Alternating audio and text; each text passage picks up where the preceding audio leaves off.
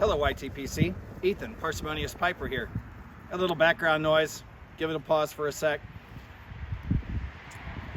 Last week, Onion posted a very interesting video showing a little family cemetery near his house. And I told him, you know, we've got one practically in our backyard. And if you can see the fence over my shoulder, and I'll give you a little closer shot of that overlaid, that's our backyard.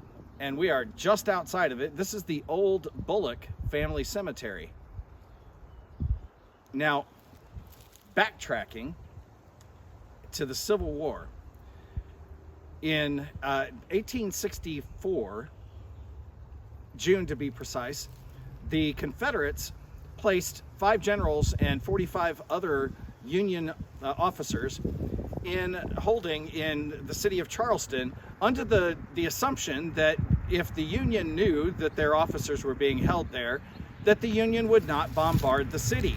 Well, in retaliation, the local Union commander had 45 officers and 5 generals from their Confederate prisoners of war moved onto the island that oversaw the mouth of Charleston Harbor.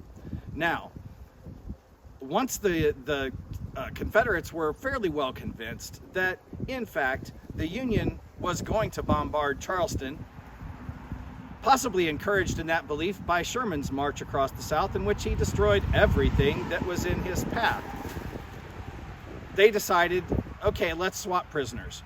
So they did that, but when they showed up for the prisoner exchange, the Confederate officer showed up with an additional 600 Union prisoners, thinking that he would be able to make a transfer of more and get some of those soldiers back. The South was desperately in need of men at the time. The Union officer, thinking, well, I'm not prepared for this, but I could, moved 600 men onto the same island that he had just pulled the officers from in the harbor of Charleston. Now, at that time, General U.S. Grant, in charge of all of the Union forces, sent out an order that no more prisoner exchanges were to be done. This was partially because of the Union's discovery of unbelievably horrific treatment of black captured soldiers by the Confederates. And Grant said, no more. We won't be doing any more transfers. So the soldiers were transferred down to Pulaski, Fort Pulaski, outside of Savannah, which is another island, Cockspur Island, another island fortress, a small place, and 600 of these men were housed there.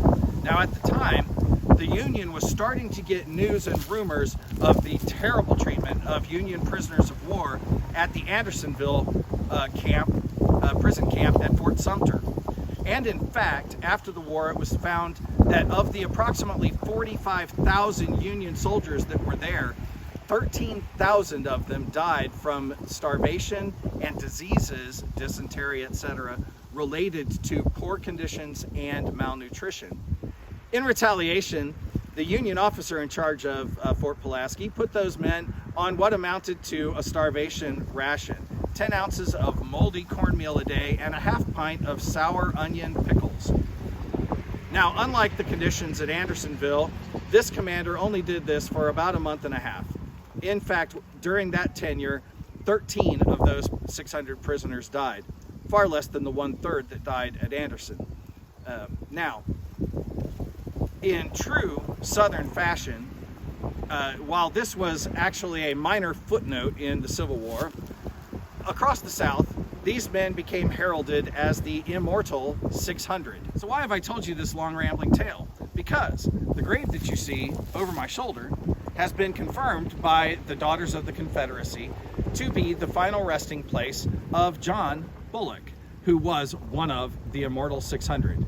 And so, believe it or not, I have a Civil War hero of sorts buried right here in my backyard. And with that, folks, light something you like. Enjoy your afternoon.